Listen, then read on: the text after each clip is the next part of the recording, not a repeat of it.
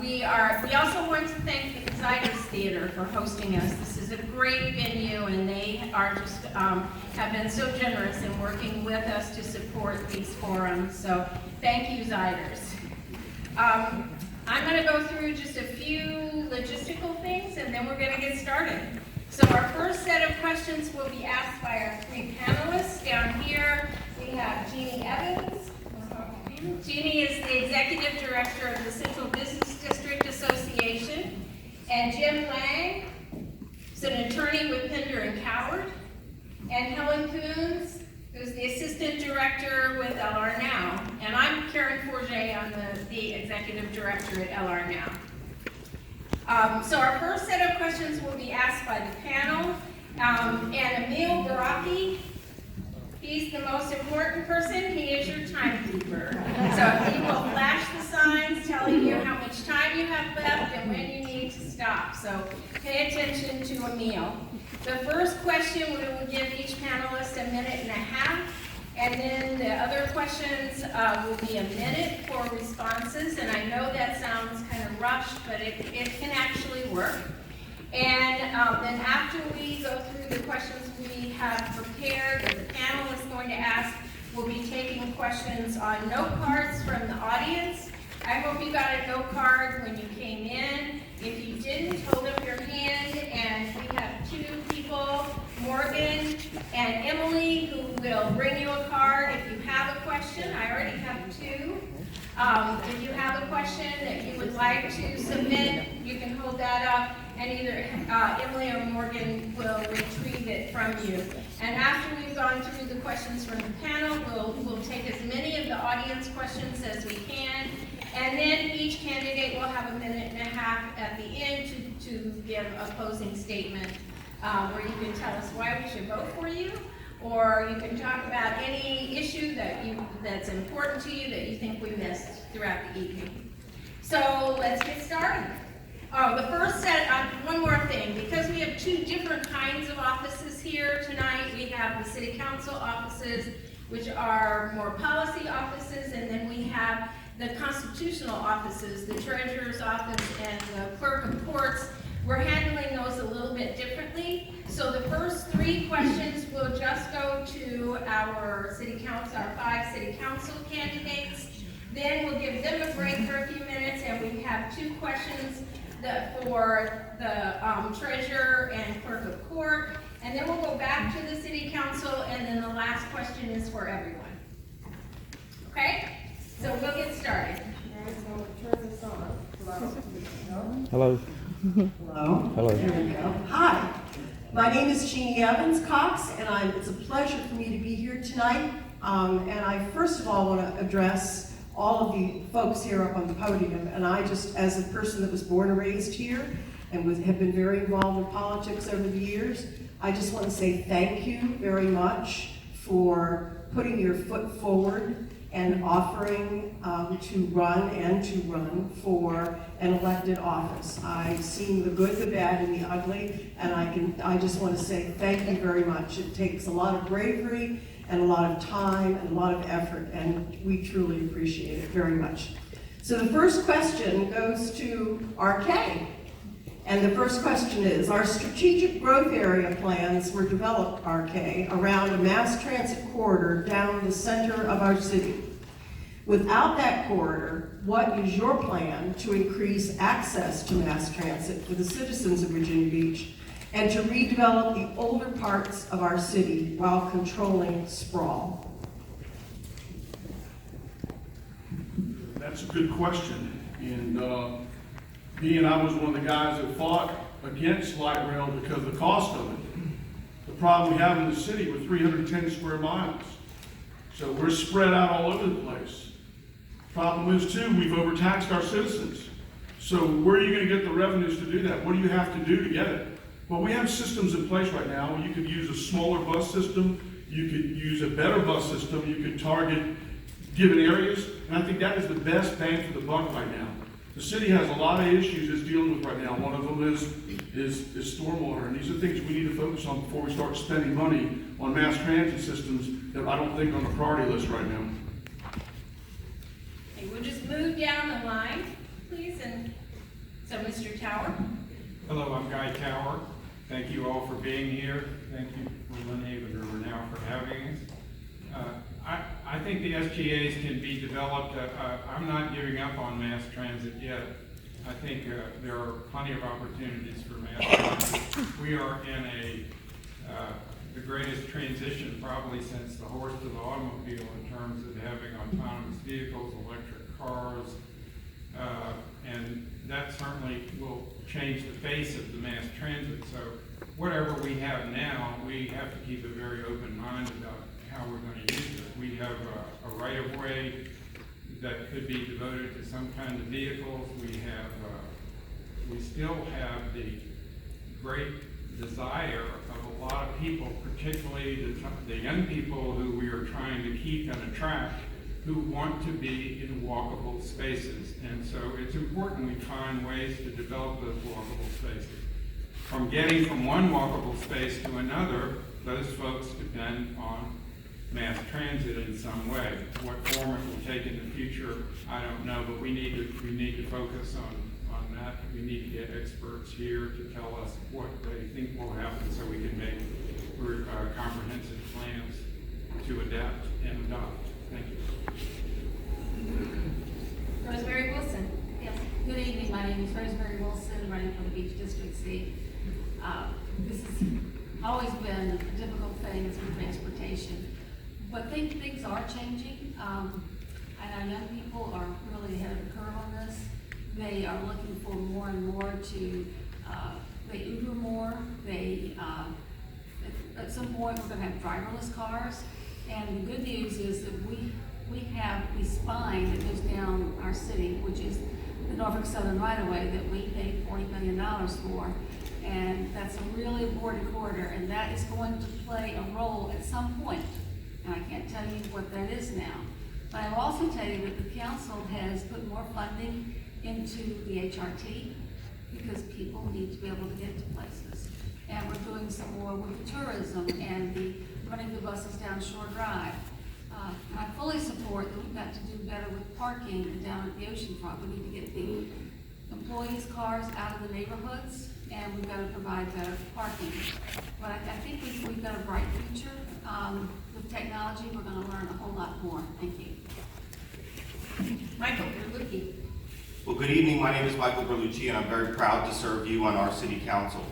The question about strategic growth areas is one that's very interesting because strategic growth area is an important part of enhancing and also sustaining our economy. So it's critical that we maintain these strategic growth areas, that we continue to develop them, even when the original concept of mass transit, even though we shift a little bit away from that. I strongly believe in mobility and connectedness, not only within Virginia Beach, but also throughout our region. This is an important part of making Virginia Beach a competitive place in our marketplace and making Hampton Roads a more attractive place for businesses, for new opportunity for more people. And the strategic growth areas play a special part in that. But we also must be nimble. We must be reflective and adaptable so that when one concept doesn't come to fruition, we can shift and move to another concept. And some of those were mentioned: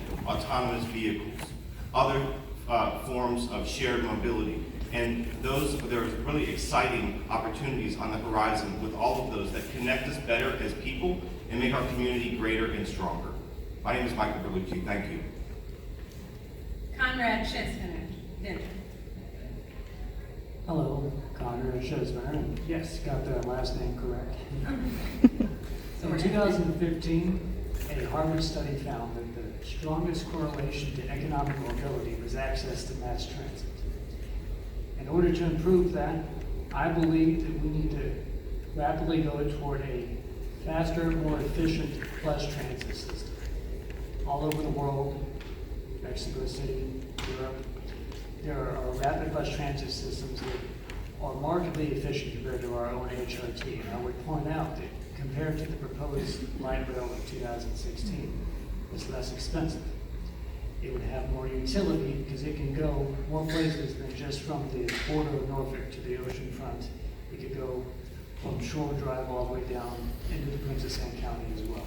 And it's better utility, it's more efficient, it should be quicker, and that's what I want to fight for when I'm on city council. Thank you. So our second question will be asked by Jim Lang, and we will start with Mr. Tower. Good evening. The effects of climate change are very apparent in recurrent flooding in Virginia Beach and elsewhere in Hampton Roads. Given what we are learning about trees and their ability to prevent flooding, not to mention their ability to take in toxic carbon dioxide from the air, would you be willing to ask our General Assembly delegation to support an exception to the Dillon Rule that would grant Virginia Beach and the other cities in Hampton Roads the power to regulate tree removal on private property? And if not, do you have other thoughts on how to protect trees and increase our tree canopy? Thank you, Mr. Blaine. I certainly would support that, but I'm very fond of trees. I guess we all are. We should be in any event. When my wife and I were looking at perhaps reconfiguring our home in a way to make space for an elevator, we really couldn't do it without threatening some of the most beautiful live oak trees you've ever seen. And rather than do that, we decided we would move and leave the house as it was. It was an interesting decision to make, but I was very happy that we did it. I think there's lots of opportunities to work with the state, to work with even within our own area to promote planting of trees, to promote preservation of trees. The tree canopy, I think, in here is like 40%. If we could increase it, every bit we increase it, the amount of savings to the population increases dramatically. So it's worth the effort to plant trees, to keep trees, to conserve trees. Thank you. Rosemary Wilson. Yes, Rosemary Wilson, running for the beach seat. Who doesn't like a tree? It's a beautiful poem about a tree by Joyce Kilmer. Trees do so much for us besides helping with keeping us cooler.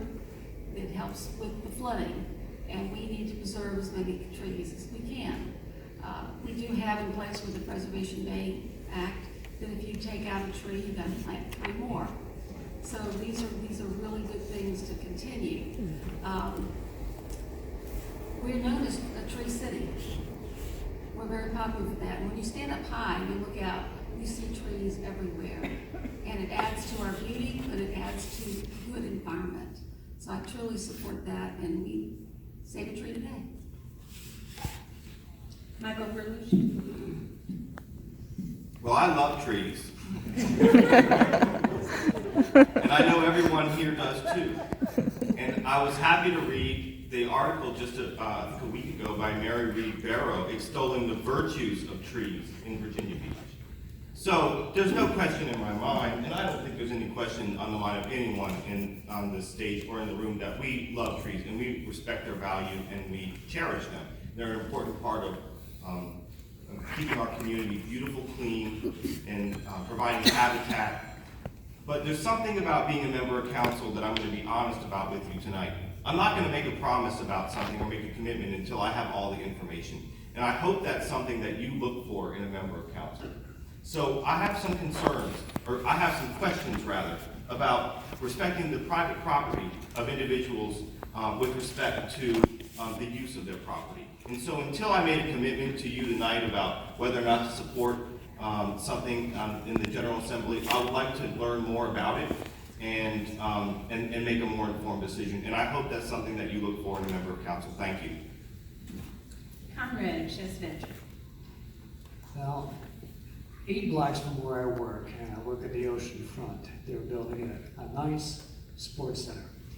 And they took down a lot of trees in order to do that.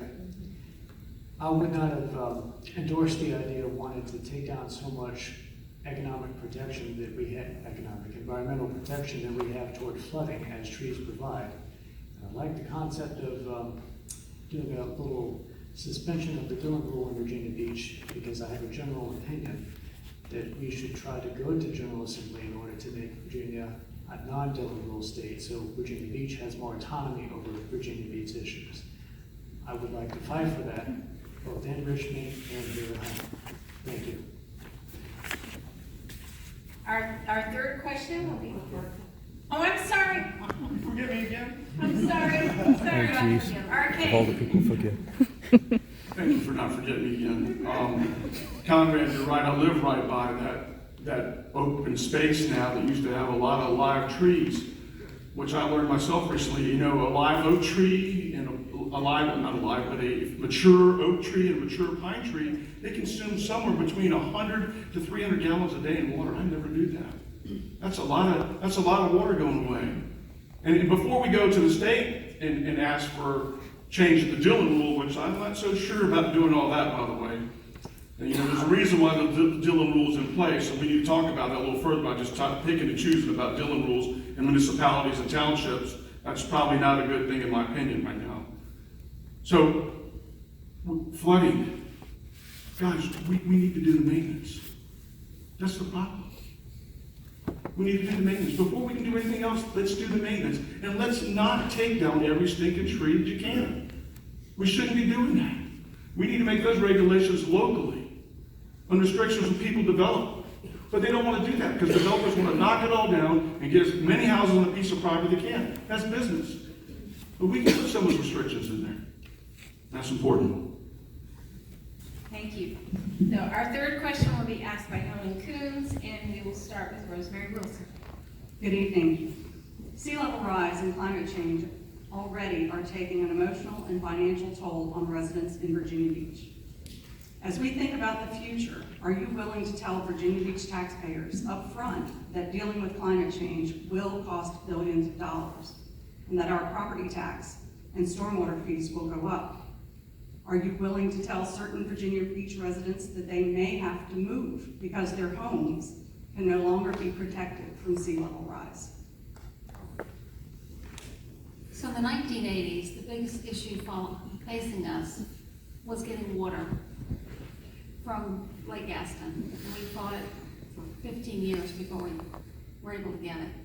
This is the next major thing that is facing our city. Because, again, here it is to dealing with water. Before we didn't have enough, and now we have too much. So I have been there, I have fought for it. We have made the hard choices. This year, we did raise the personal property tax and stormwater fees to help pay for these things, because if we don't, we're gonna drown. We've gotta be working together. These things are expensive. They take lots and lots of planning. I've voted for the Dewberry study and supported that, which is a $4 million study to know how to look at these things in the future. So not only can I say I would, I have. And if we don't do this, we're going to start losing $250 million a year in your property. So we've got to plan for the future. Michael Brewer. Well, the question about climate change, sea level rise, and the effects of flooding on our community isn't one that just has an impact on Virginia Beach. This is a global issue. Many regard it as a global crisis. And it affects certainly many throughout the United States. It's an international and national issue. And so, yes, I am prepared to say, and we know what the numbers are on the conservative end, it's multi-billions of dollars in order to mitigate the impacts of sea level rise and recurrent flooding in Virginia Beach. And yes, I'm willing to recognize that. But I'm also willing, and I think it's critically important, that as community members, that we come together and that we work with our partners in Richmond and in Washington, D.C. to find sustainable, lasting, resilient solutions that not only benefit our communities and our neighborhoods here in Hampton Roads, but our neighbors in Virginia Beach, but as well our neighbors in Hampton Roads, and really throughout the country. Because this is a national and this is a global issue, and it requires courage and it requires boldness and us working together. Thank you. Mr. Chesnitzer. The largest organization that recognizes the threat of climate change is the United States military. We have a rather large presence in the local area with the United States military. And I remember at the start of August, I was at the Sandler Center for the Joint Land Use Study. that the United States military was looking into protecting its assets directly here in Hampton Roads, specifically Virginia Beach and Norfolk. They recognized it, and I asked them directly, how much money do you think it would cost if all of these 20-plus projects you wanted to protect were to be suddenly passed? And they said it was over $5 billion.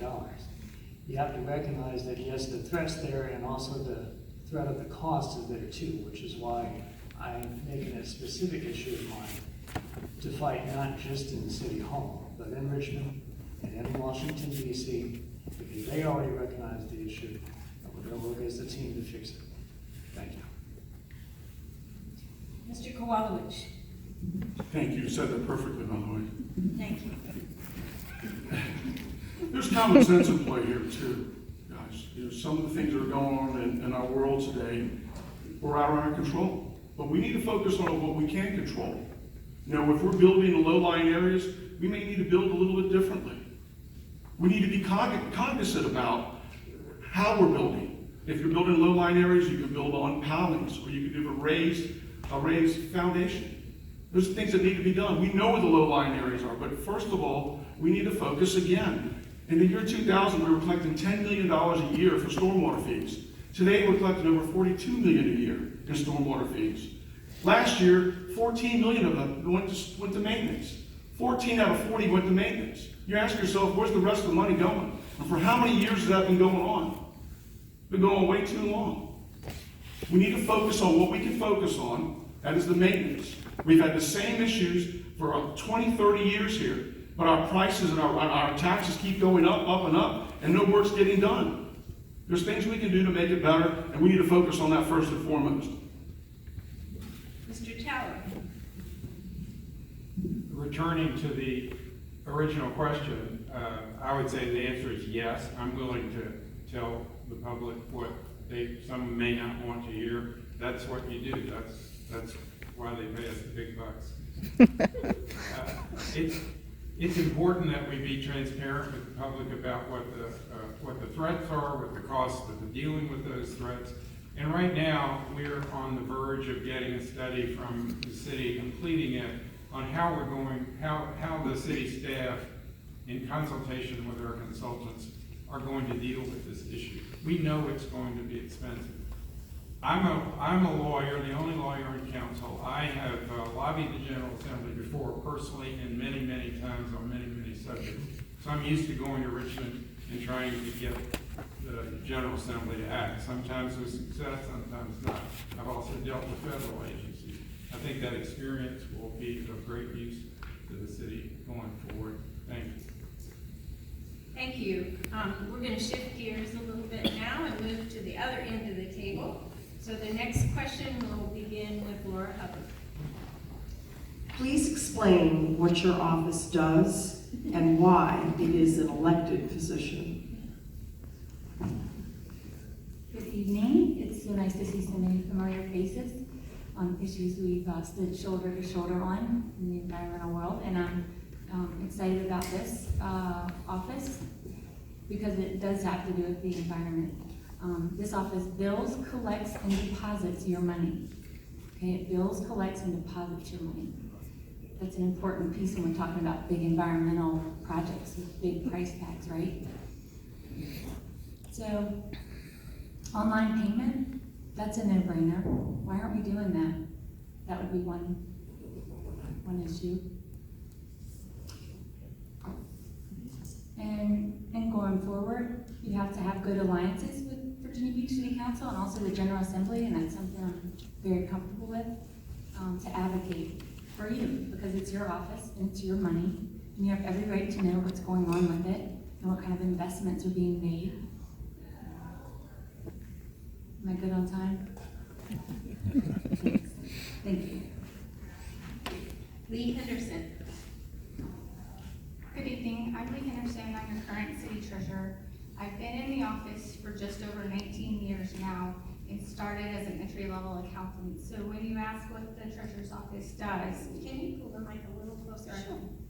there are a lot of different functions that the public may not be aware of. We do bill and collect and deposit funds. We manage a $500 to $900 million investment portfolio. We take care of all the banking relationships, the bank reconciliations. We have communications with the finance department, with Commissioner of Revenue, with the real estate assessor's office. We are responsible for helping other departments collect on all of their invoices as well. The types of taxes that we handle are real estate, personal property tax, trust taxes, miscellaneous liens, animal control invoices, housing invoices. We work with the Sheriff's Department, we work with Tina Sinnon's office and the Clerk of the Circuit Court. We collect restitution, we collect court costs and fines.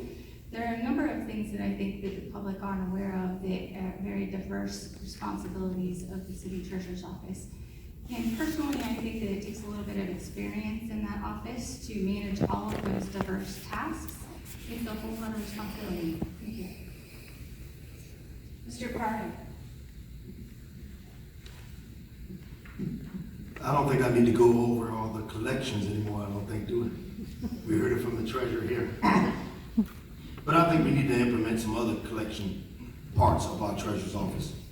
Just like when you go to the doctor here in Centero or Bon Secours, when you get online, you have a portal. I think every citizen or every business in this great city that we live in should have a portal to see what they owe the city. I think they should be able to go online and know each and every bill that they owe. We are here in this great city. We're the biggest city in the state of Virginia. If you go to Arlington, Virginia, they have portals. If you go to Charlottesville, they have portals. We are missing out in our city. And the only way we're going to grow bigger businesses in our city, they have bigger ideas. Thank you. Thank you. Tina Sinnen. Used to, in my day, a long time ago, you put a mic in front of me, I'd start singing. That was in another life. But I'm Tina Sinnen, I'm your current circuit court clerk, and I'm very blessed that I don't have an opponent this year. But I'll tell you, the circuit court clerk's office is near and dear to my heart because I believe I am a public servant. That is my heart's desire, to be a public servant. We have, we're twofold. In Virginia Beach, we record all the land records in the city of Virginia Beach. So if you buy or sell a piece of property, I have that record. We do judgments, we record those. We do DD 214s, your military discharge paperwork for the military. We do that for no charge to the military. If any of you military have ever tried to get your DD 214 from them, sometimes it can be a little lengthy. For me, if you come down and record it, you can get it at any time. And we really do stress that when we go out to the civic leagues for the military to come down to my office and record the DD 214. A lot of the young military don't realize how important that document is until later in life when they need it to buy a house or whatever. And we keep it because I'm an Office of Permanent Records. We do marriage licenses in the same place we do hunting and fishing licenses. Notary applications. We have our probate department. We probate wills and estates and guardianships for minors and incapacitated adults. And then we have this whole other court side. I run 8 dockets every day. We handle the larger size civil suits, anything above, $25,000, criminal matters, name change, adult, divorce, adoption, all of that. Thank you. Thank you. We'll begin with Ms. Henderson on this question. Our previous city treasurer used his office as a platform to promote a particular position on a city policy issue. Do you think that is appropriate? And what is the role of your office in establishing city policy? That's a very interesting question. The former treasurer did use a lot of his city time to advocate against light rail.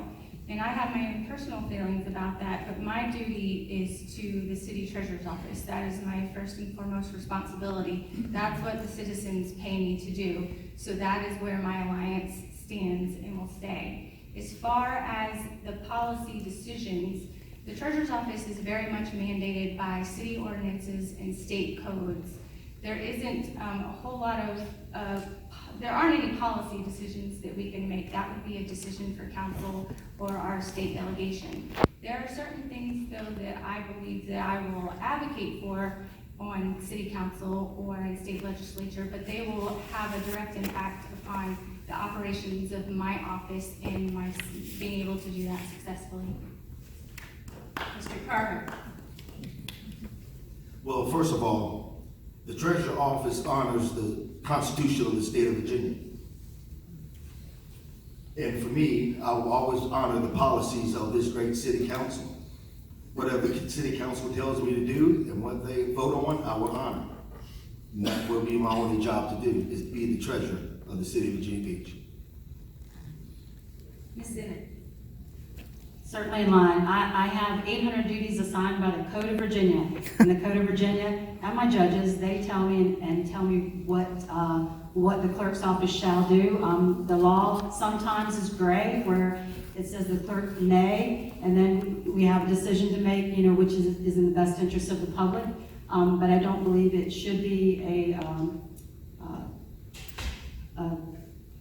platform, thank you, a platform for anything of my opinion, because my job, and I think Lee said it very well, is I'm getting paid to be the circuit court clerk in the interest of the public and help the public with what I am supposed to do by the Code of Virginia.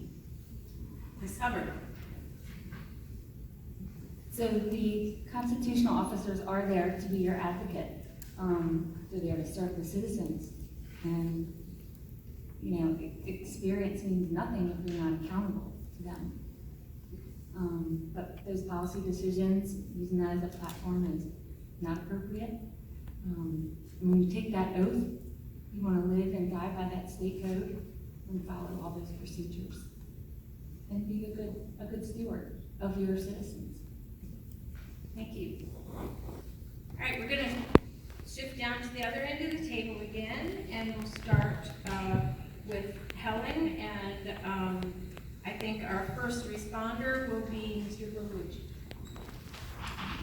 What is the most important issue in your district, and what is your plan of action on this issue?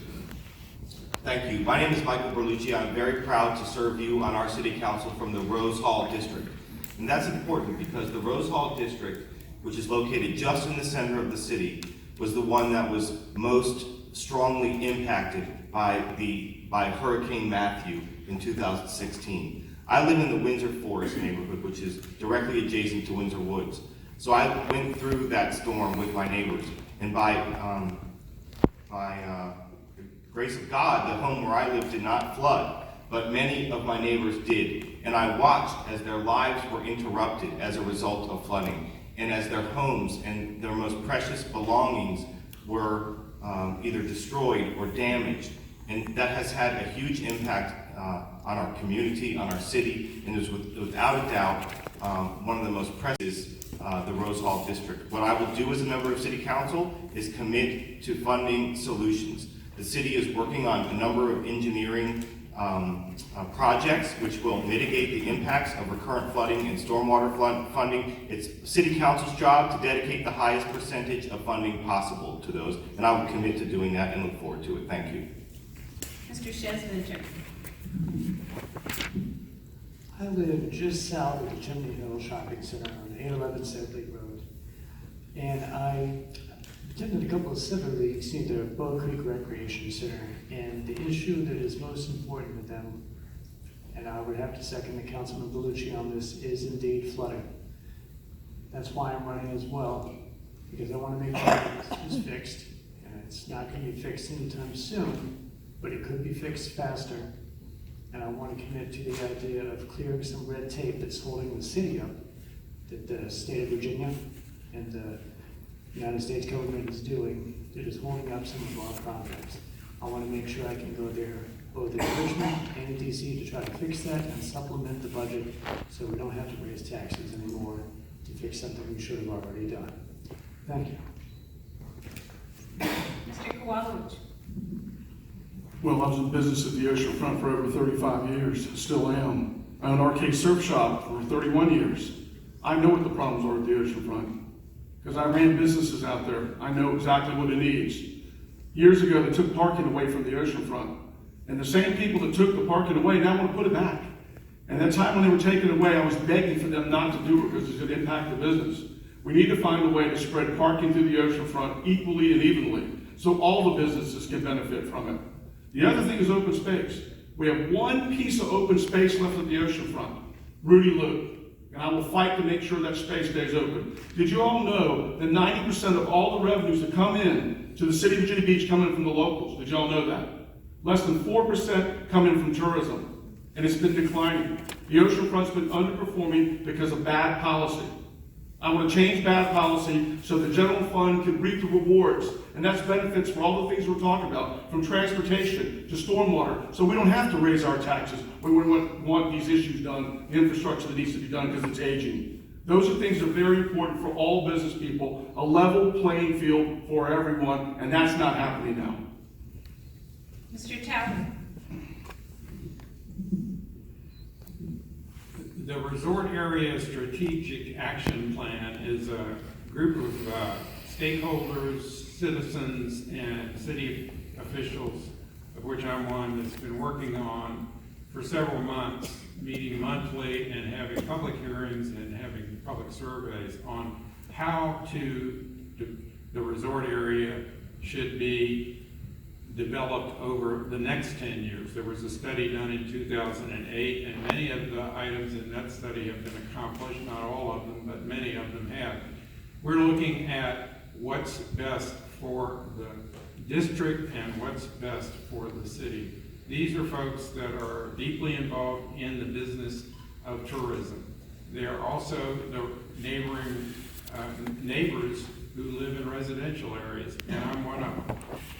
I've been really happy to have been a part of that. It is a very broad plan. I hope you will look for it. It'll be brought before council after it goes through planning commission later this year or early next year. I urge you to take a good look at it. It's important to everyone in the city. Ms. Wilson. Yes, Rosemary Wilson, running for the beach seat. I would say infrastructure, open space, and parking are the three major things.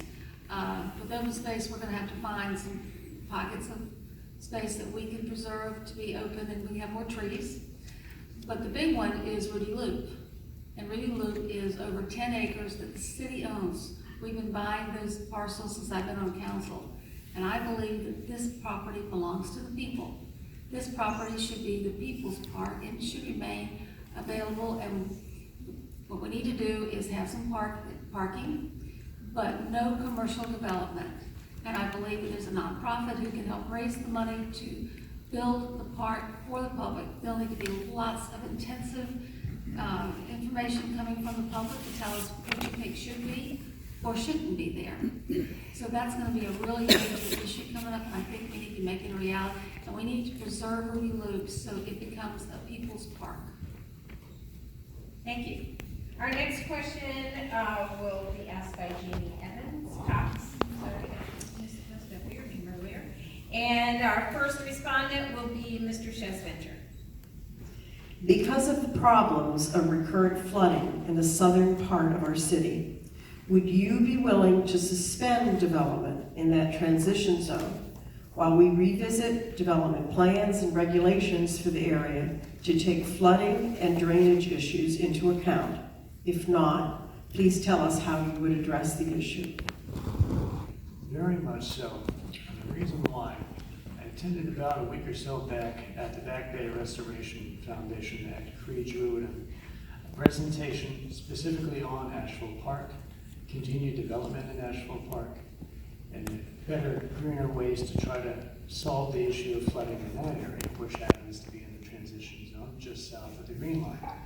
I endorsed the idea that they were proposing at that little nightly event, where they want to have more trees and green space put in there to better filter the water in the Back Bay than simply building a better pump system from the neighborhood, which is a dirtier water that would be filtered in the Back Bay. I like their idea. It's greener, and that's what I would want to fight for the southern part of the city. Thank you. Mr. Kowalewicz. I've been talking about this for 15 years. everybody, stormwater. Before we can do anything more building, what we need to do is get caught up on our maintenance. We're 15 years behind schedule right now. The cycle to do stormwater maintenance in the whole system, which is substantial in the city of Virginia Beach, at 310 square miles, is 8 years. We need to change that to 4 years. And any place where we have prone flooding problems, we need to take a sabbatical on developing right now till we can see exactly if it's stormwater maintenance that's causing the problems or other issues. And we won't know that until we can get that done. Unfortunately, I'm a property rights person, and a lot of people purchase properties. And we need to be very careful about some of this stuff as well. People have bought properties, and if they are going to develop in a reasonable way, then they need to be required to build at a higher level, pilings, raise foundations, so if flooding does occur, the damage is minimal. And these are things that we can do right now to fix that. Not wait, not do another study or survey. It can be done right now, and we have the money to do it. Mr. Tower. Thank you. Guy Tower, I'm a candidate to keep my seat on the Beach District. I think the development of the transition area, or the creation of it, the whole concept of a transition area as a buffer between the rural part of our city and the more suburban part, is a great idea in concept. I think the difficulty has been in execution. I think a number of people have made good suggestions about what we ought to do, whether we absolutely suspend it or not. I would await this modeling program that the city is coming up with, hopefully before the end of the year, before I would want to make a decision as to what to do next. I will say that I think that RK is right, that we have some maintenance issues that we ought to catch up on, but it's not like we're not doing that. We are trying to cut that down now. I just think people should know that.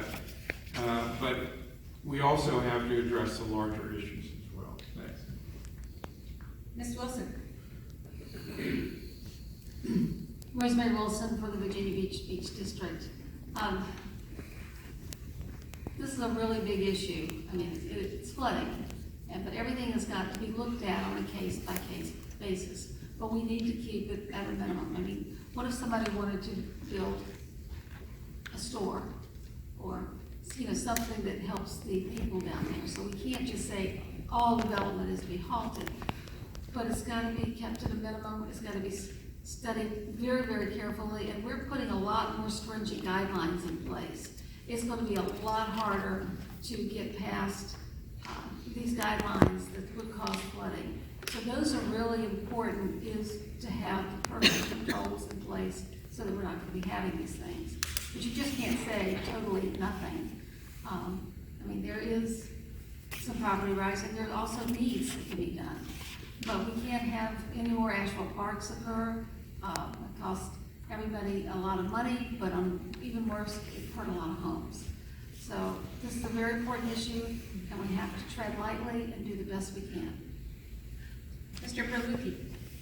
Well, my name is Michael Berlucci, and I'm very proud to serve my hometown of Virginia Beach on our city council. The southern part of the city is such an important component of life in Virginia Beach. And that's why I support the Agricultural Reserve Program, which supports the agricultural heritage in Virginia Beach, as well as helps to protect our environment. And it's important that, of course, the southern part of the city is subject to tidal flooding, which occurs from winds.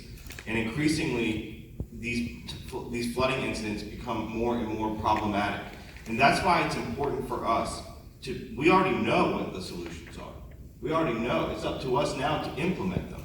And the implementation includes resilient strategies to adapt to recurrent flooding. Because at the end of the day, we live in a coastal community that's impacted by sea level rise.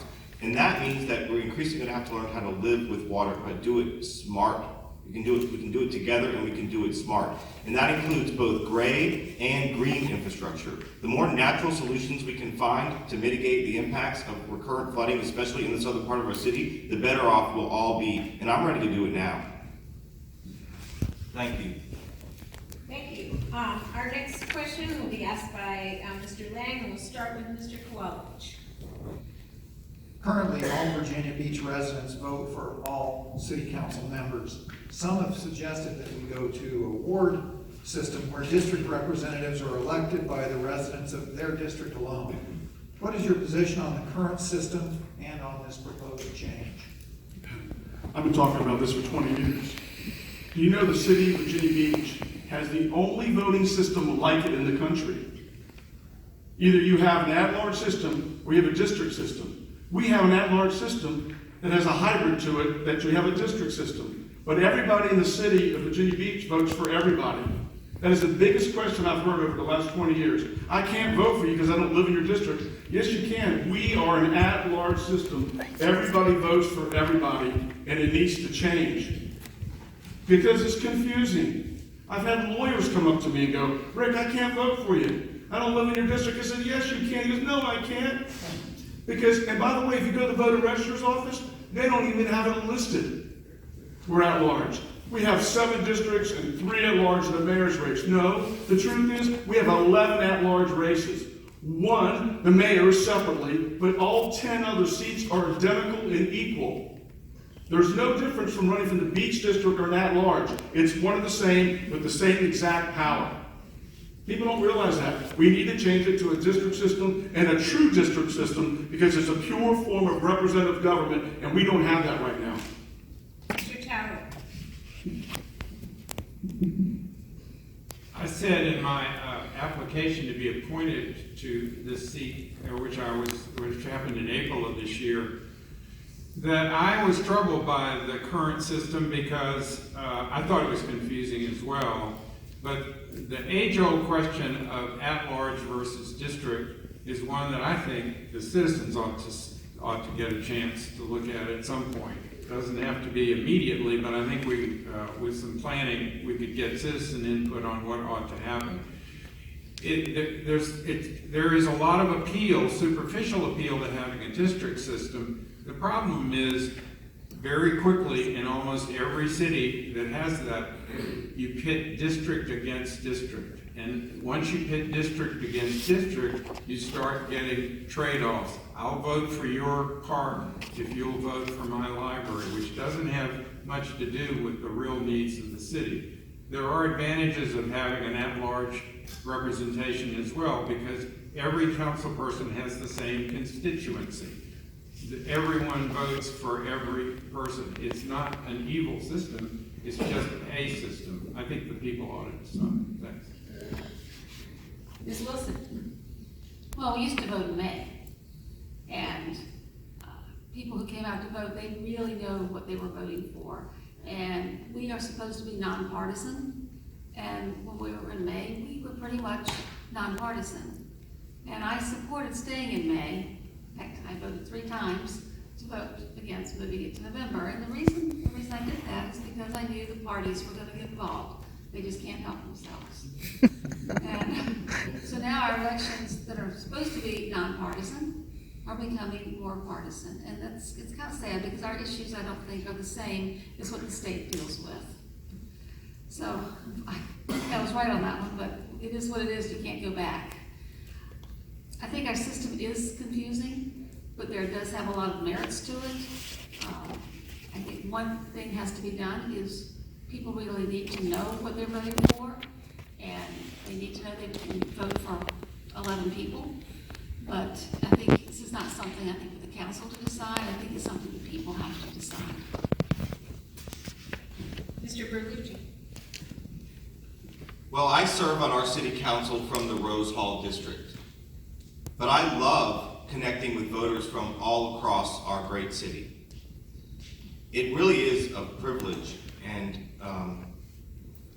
it's really important for your members of council to learn about tidal flooding in the Princess Anne district, or coastal flooding in the Lynnhaven district, and stormwater flooding in the Rose Hall district, or the economic development opportunities that exist at Town Center, or protecting Oceana in the Beach District. And I think it's a good system where all members of council are accountable to everyone, because the issues that we face impact our entire city, and we have to work together to address them. Now, having said that, it's important. The final say, this is the people's body, and it's up to the residents of Virginia Beach about what kind of system they would like. And I'd always default and defer to their wisdom, but there is some merit in being accountable to everyone, and I certainly enjoy it. Mr. Jensen. My future colleague, Mr. Tower, does make a good point about pitting districts versus districts when it comes to voting on certain projects, but I don't really view that as a fault of the potential system of district voting, so much as the fault of possible corrupted thought on the actual body itself by the members. To which case, I just prefer representative democracy. I would rather strengthen a person's vote, and you can get it strengthened in a district system, and in an at-large system, it dilutes the person's vote. I like a stronger vote for the people. Thank you. Okay, our next question will be asked by Helen Coons, and Mr. Tower will be our first respondent. As a Dillon rules state, we are limited in what we can do at the local level without enabling authority from the state. How can we increase regional cooperation and have a stronger regional voice in the General Assembly in Richmond? I think it's as simple as sitting down and talking to our fellow members, and as complicated as living in an area with 17 or 18 separate fiefdoms, if you will. The Dillon rule is a problem, but even more of a problem is the structural problem of our constitutional system in Virginia that separates each city into silos, with each having its own set of services, governments. Let's face it, folks, we cannot afford this luxury of having these silos anymore, even if we like it. We need regional government to get the efficiencies that can be brought by combining services, at least whether you combine the governments or not.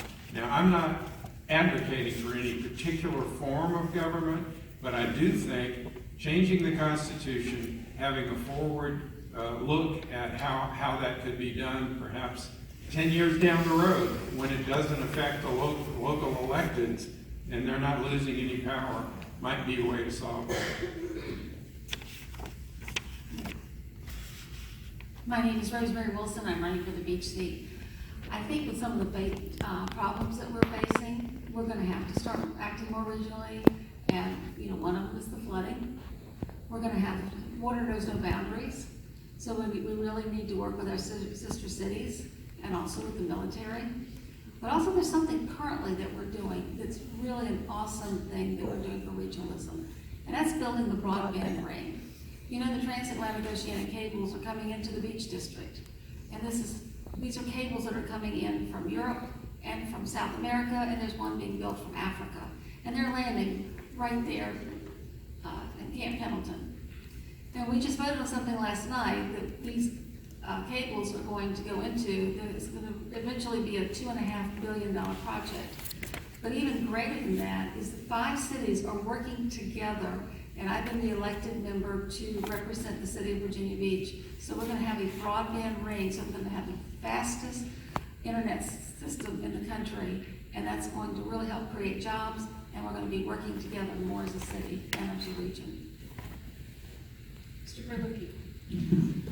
Well, as we noted earlier, there's no question in my mind, and I think most residents of Hampton Roads mind, that it's important to work together to make Hampton Roads and therefore each city more competitive in the marketplace, so that there's more opportunity for people who live in Virginia Beach, and including more opportunity for people who live in other cities. It's critical for the health of our city and for the health of our region that we cooperate. And the question is, how do we do it? Well, this is a complex issue that many, many smart people have been working on for a long time, including many smart people who are in this room tonight. But I will tell you this, one place where it starts is relationships. I work for the Chrysler Museum of Art, which is located in Norfolk, and I have friends from across the region. I'm a proud graduate of the Civic Leadership Institute, which focuses on the issues that our region faces and connects leaders, executive leaders from throughout Hampton Roads in order to find solutions to these issues. And so the great way that we do it is by having mutual respect and understanding and working together. And I'm proud to say I'm already a long way down that road. And I would very much appreciate the opportunity to continue to serve. Thank you. Mr. Chesventor. I think one of the great organizations of the world is the G7, because it shows you cooperation between countries is very possible. And I propose a G757. And what I would like to do is to get the mayor and the city manager of all of our respective cities and have nice meetings at each, alternate them year to year, Norfolk, Chesapeake, Portsmouth, Virginia Beach, hopefully more often. And we will get the problem solved with our cooperation. And we just need to make sure that we at least try to do that, because I don't want to have any bickerings between our city brethren. And you just got to make sure that you work for it. Thank you. Mr. Kowalewicz. Well, I think everybody wants to work with each other, but the reality is there's some things that we can work together with. Transportation could be one. Stormwater issues maybe. Arenas, sports plexes, we could work together because of the cost of it, because we're the greater Tidewater area, we could do that. But the reality is every city has its unique problems. And I think Virginia Beach has its unique problems right now. And we need to address those problems. We have a lot of infrastructure problems that are aging that need to be done. And I'm sure Norfolk and Chesapeake and other cities got their problems as well. Maybe we can work together how to make it better when we do the work on it. Maybe that's what we can do. Just collaborate together to see how to make it better, how to make it cheaper. Those are things we can do. But I think right now, this council needs to focus on fixing the problems the city of Virginia Beach has, getting our tax structure down a little bit. Did you all know this is the first time in the history of the city that we've lost population? Did you all know that? We've declined in population for the first time in the largest city in Virginia, and you got to ask yourself why. Thank you. Don't forget about the cards. I have some really good questions here for the second part of the forum, but if you need a card, hold up your hand, and Morgan or Emily will bring you one. If you have one to submit, hold it up, and we'll come and collect it from you. And our last question for the City Council group will be asked by Jeannie Evans Cox, and we'll start with Rosemary Wilson. In the absence of federal action on climate change, cities and states and companies across the country are stepping up to make a difference. What steps should we be taking as a city to reduce our greenhouse gas emissions and lessen our impact on climate change? There's always one big answer to that is education. Education is the key to so many things, and we have to let people know what it is that they can do. And we need to do a better job with that, Jeannie. But we are doing a lot of great things with helping with preparing for the sea level rise. You know, we did the Dewberry study. We are planning we've got so many projects in the works. People say, you guys are not doing anything on flooding. Well, that's just not true. You just can't see it all. In Windsor Woods, we did $6 million worth of digging up the ditches and the trenches. There's a lot of engineering that's going on right now. We get a quarter report every quarter on what we are doing. But a lot of it's because it's engineering and science. These projects are very, very complicated. So we are working on them. I think you ought to put a sign up at these places to say, this is what's happening, so people will know. But if you don't do it right, you know, it's going to mess up something else because water moves. So you've got to do it carefully, you've got to do it right, and you have to have the perfect engineering plans. And they're expensive and they take a long time. But we are working on it and we're making a lot of strides. Mr. Berlucci. Well, I have to say that I completely agree with Councilmember Wilson about one of the first great steps we can take is about education. I visit the Chesapeake Bay Foundation's Brock Environmental Center often, and just Last night, I was proud to have casted a vote which helped to pave the way to construct a permanent classroom on that space. And that's an exciting opportunity for our community and for our city.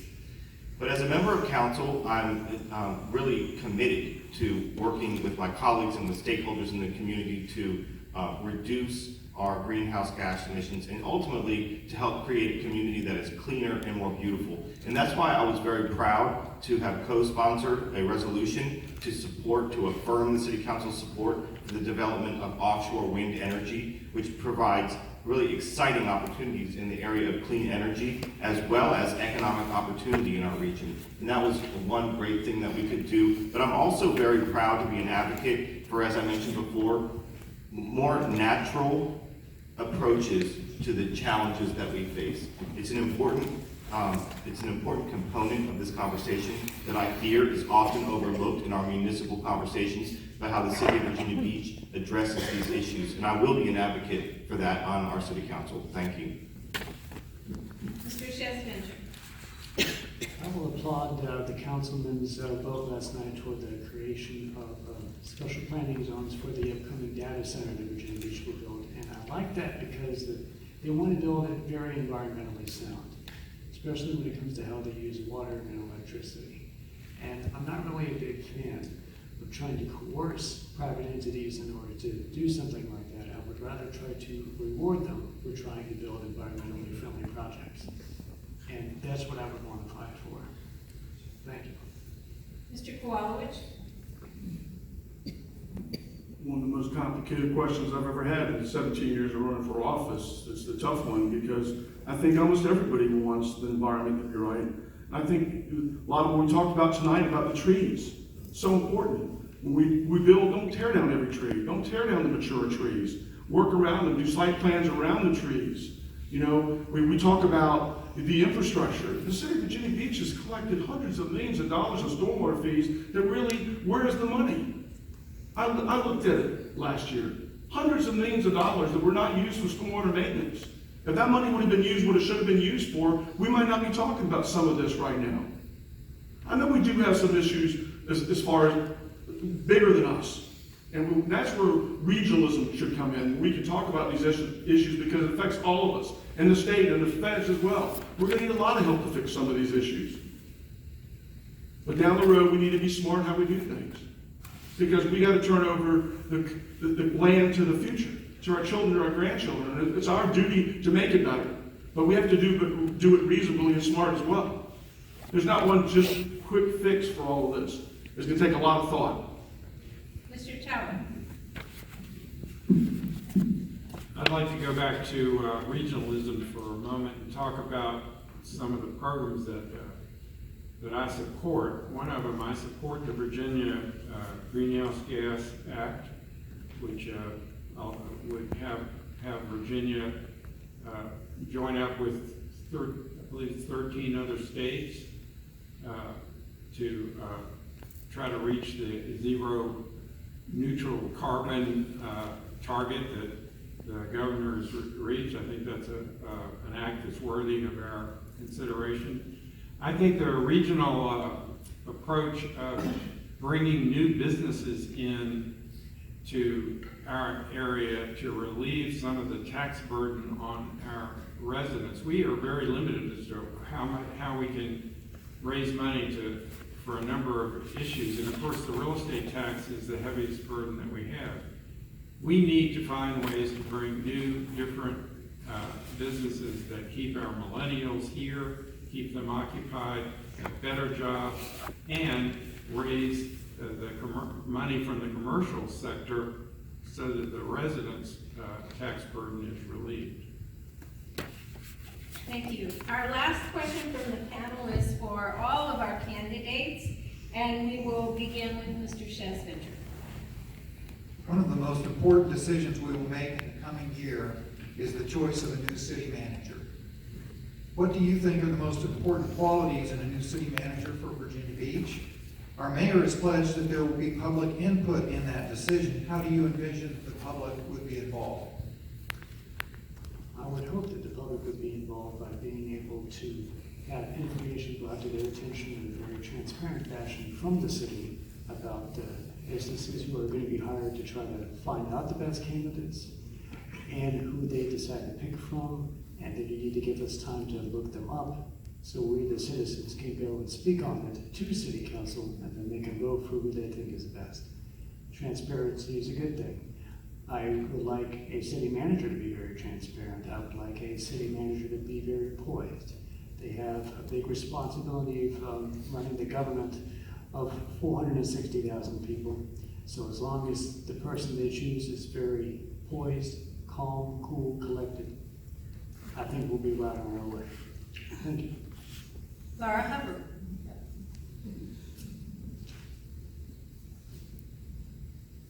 Well, in 2 years, we'll have a new city hall, a new building one, and I think there's opportunity.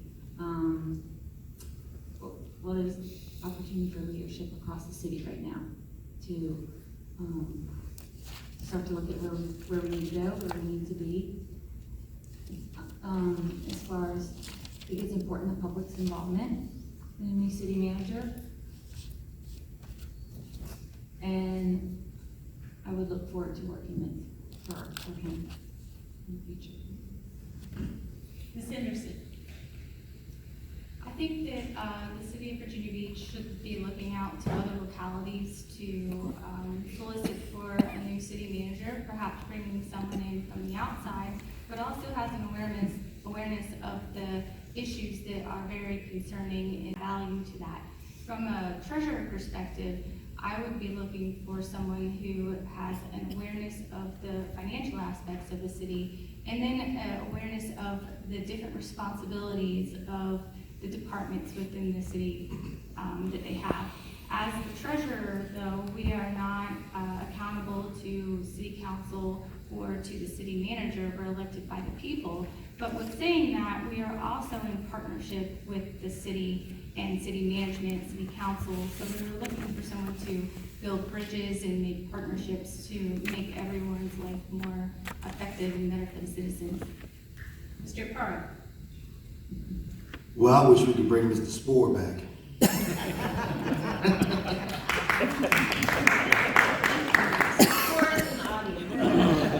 That's why I said it. That's my bad. Well, I think we need to reach out of the city again like we did when we got Mr. Spore.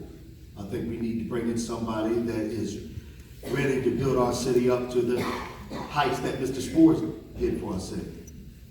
I really think it's time to bring somebody, not from here, but from a major city. Thank you. Ms. Simmons. I've been very blessed to be able to have some very good city managers that have worked with me over the years with my budget. I get budget from the state and from the locality because I'm a moneymaker for the state and the locality. And I think as a clerk of court, what I would be looking for is somebody who listens, and I've had that, actually both with Mr. Spore and Mr. Hanson, that they listen to what my office does for the citizens of Virginia Beach, how I affect those citizens, how my office in some way, shape, or form is going to affect every single person who's sitting in this room, whether you come down to pay a fine or cost, whether you adopt a child, whether you get married, you have a child that gets married, whether you record your deed of a property that you've purchased, or better, that you record the certificate of satisfaction that you paid it off. So all of that, I think to me would be important that the city manager actually knows what we do and how we affect the citizens, and to help me do that to the best of my ability as the circuit court clerk. Thank you. Mr. Kowalewicz. Well, the council, he works for the council, so council must tell him what we expect out of them. And here's some thoughts in my mind. The free enterprise system. It's huge. It's what makes America great. He needs to understand what that means. Picking winners and losers. He has to understand budgets. He has to understand infrastructure. He has to understand transparency. He has to be very business friendly. And he has to have good bedside manners as well, like Mr. Spore did. These are all important things because he's the leader. He's the CEO. And everybody's going to look up to him. But ultimately, council's the one If he's not doing his job, we should be the one going, come here, Mr. Spore, we need to talk to you. Because we, the council, works for you, he works for us, you're the boss. And that's important. And I think we lost sight of that a little bit in the city. I think we need to change that just a little bit. Mr. Tower. It is easy to say, and I think there's a lot of truth to it, that the most important decision a council can make is hiring a city manager. The delicate balance between a council and its policy-making role and a city manager in his or her administrative role is pretty easy to get out of balance. And sometimes it needs to. As a practical matter, policy-making and administration often are gray areas and not clearly defined. But beyond the high level of competence that a city with the qualities of Virginia Beach should have, I'm looking for someone that quickly develops a level of trust, not just with the council, but with the employees of the city and with the citizens of the city. I'm also looking for accountability. I think I've never found a good long-term working relationship with anyone that didn't have a highly developed sense of accountability for his or her performance. Ms. Wilson. Well, this is kind of like the Jim Spore fan club. We're so lucky to have him for so many years until he left us. But we really need a miracle person, someone with wisdom, someone with a good demeanor, someone who can bring people together. Really important, someone with vision. We're a great city, and we don't want to just stay where we are. We want to keep growing and having a great future before us. That vision is going to be really important because we have a lot of challenges in our future. You've got to know how all the different aspects of government. We've got public safety, serving the public, education, stormwater, sea level rise. The list goes on. Historic properties. There's a lot of things to running the city. And we also need someone who can, who's really good in finance. The budget is our biggest vote of the year. When we vote on our budget in May, it's the biggest thing we do. But we also have somebody who needs to go in there and negotiate the projects so that we get our fair share and that we get the right side of that. We've done really great with public-private partnerships because we've done them wisely. They've all been successful and we're really lucky. And it's because we need that good finance and negotiation skills. Well, my friends, I've been on council for 5 months, and I've learned a lot of things. But I've learned nothing if not that the city manager is one heck of an important position, even more so than I imagined when I went into this responsibility. And that's why it's very important. It's one of the most important things any member of city council can do is to participate in this process. And as a new member of council, in some ways, many ways, it's exciting to participate in this process because it's going to help set the course for what our city looks like in the future. And I think it's very important that the person selected is one who is professional and honest and positive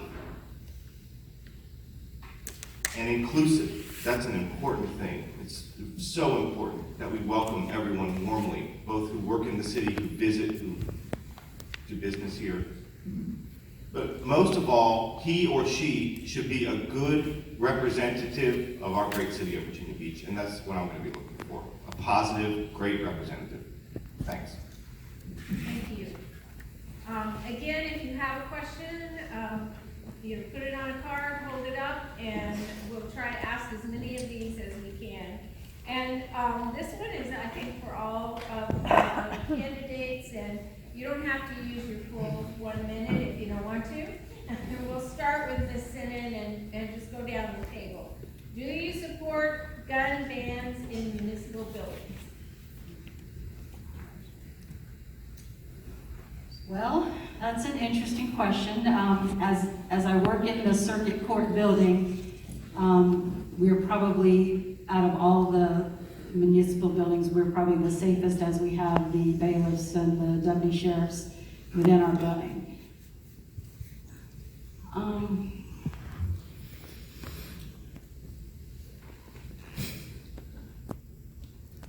That's a hard question. Being in the role that I am as the circuit court clerk, because I've seen, people come out of court and they're very angry. It's the reason I put glass up on the court side, because they're angry at what happened in court. They're not going to yell at the judge. They're going to come around that corner and see the sweet face of my people sitting at the counter, and they unload. And I can't tell you how many times we've had to push the buttons for the deputies to come running, because the reason I put up glass is because 2 of the felons reached across the counter and grabbed 2 of my folks. And that's not going to happen on my watch. So my responsibility, going through what happened on May 31st, I am a public servant. I'm here for the public, but I also have a role to protect my staff. And court's angry. And so I would probably say, no, I would not support a ban. Yes. Mr. Park? Well, I feel that the first thing we should have done is created one building where all the city people can work in one building, so they can have one way in and one way out. That should have been the first thing we should have done.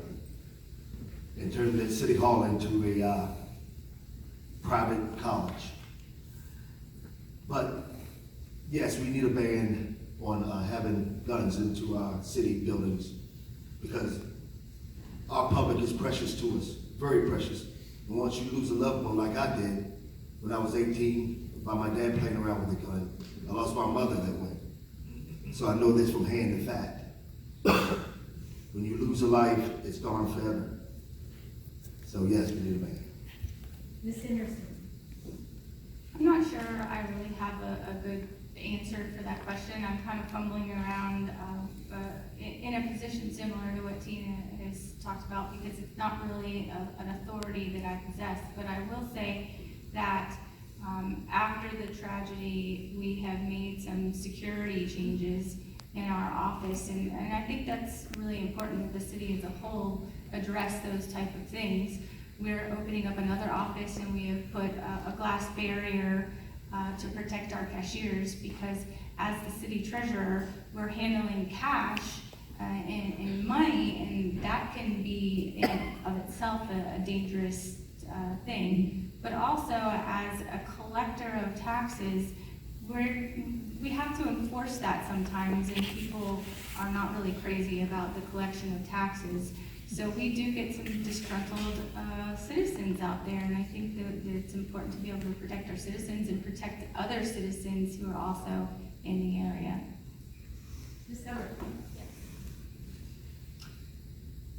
Well, that one certainly strikes a chord. I know when we go to the General Assembly building, they don't allow guns in those buildings. I don't know why their lives are more protected than ours working in city buildings. And why don't our public buildings have more protections for our workers? I certainly know firsthand what it's like to lose one of your employees at work to gun violence. And I think with the new city hall being built in 2 years, there's an opportunity to look at this, look at common sense strategies for how you would enter the building and have that conversation, certainly with city council, your opinions of them. Mr. Chestnut? There are no easy answers, but there are simple answers. I learned that from President Reagan. And the only time I really felt a little angry toward the body of city council was back when I spoke in front of it, and the only time I cursed in front of them was in that speech regarding this particular topic. I didn't like that they didn't seem that they wanted to do anything at all regarding it, so they didn't vote yes or no for banning. But to be honest, I don't think it would do anything to do any protection at all. There's still going to be shootings on the streets. This is something that's way beyond the city council. I wish they were more vocal on it, but they're not going to be able to fix it. Well, I think it's important to note that no one on this stage or in municipal government has the authority to make a judgment on this issue. This is a matter for the General Assembly. It doesn't absolve us of the responsibility from talking about it, though. But as your member of City Council, as your representative of City Council, I want to tell you that my approach is one of a consensus builder. And that's why we did do something. I proposed a resolution to the General Assembly to ask for improved access and delivery of mental health services. Because no matter how we feel about the issue of firearms in our community, we all agree that there's a need for enhanced mental health services in our community. And why can't we start there? And we are starting there. This resolution did pass unanimously. I was very proud and honored for the support of my colleagues. And I'm sponsoring a dialogue, a community conversation about mental health and public safety in our community with Sheriff Ken Stolley at Smart Mouth Pilot House on October 10th, and I hope you'll all join us for that conversation. It's one that's very important. It's one of the most important conversations that impacts safety and health in our community. Thank you. Well, you have different levels of government, there's different responsibilities. So many times I'm asked about school board issues, and I say, well, that's a school board issue. And this is one that, no matter what we feel about it, it's a state and a federal issue. There's really nothing that we can do about it. In fact, we have sometimes things that come before us for people to sell guns in their homes, and we have to approve it. We really don't have a choice. Even though we may like it or we don't like it, these issues come before us, and we have to vote to allow them to do it because it's the state law. I don't know why we have to approve it. That's the way it is. So I fully support Michael's resolution on increased funding for mental illness. I think it's really important, and it's a good starting point. You need a lot more money for mental illness anyway. My brother-in-law was schizophrenic, and I see people who they don't have a bed, and they get put in jail, and that's not where a mentally ill person needs to be, is in jail. Mr. Tower? I supported Michael's resolution for increased funding for mental health, but let's be honest, that wasn't the question. The question was your position on banning guns in public buildings.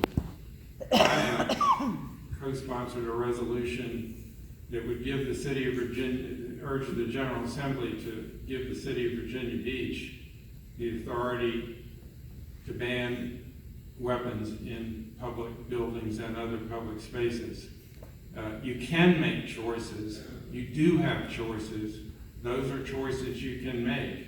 I think one of the highest duties I have as a city council person is to do what I can to protect the public safety. I realize that people can disagree over what the most efficient and effective way to do that. I believe in the Second Amendment, and I believe a reasonable protection of people in the workplace is sort of rule number one. And I made that choice, and I'm proud of it. Mr. Koala? Heartbreaking, hurtful, made me mad. But let me say something. Don't bring a knife to a gunfight. We hired Chicago to give us opinions on our toxicity in our government. Maybe we can learn something about gun rules in Chicago, who has some of the strictest gun rules in Chicago, and they have more shootings there on a daily basis than anywhere in the country. If you want to deter somebody from doing something, let them walk into a room where somebody else might have a gun too, and see how likely they are to pull out the gun. But I can tell you this, if they know you don't have a gun, the criminals are going to find guns. They're going to find them, guys. So you walk into a room thinking nobody's got a gun, they're going to have a fun day. Maybe the deterrent is that they don't know who has a gun. And that's what we need to think about here.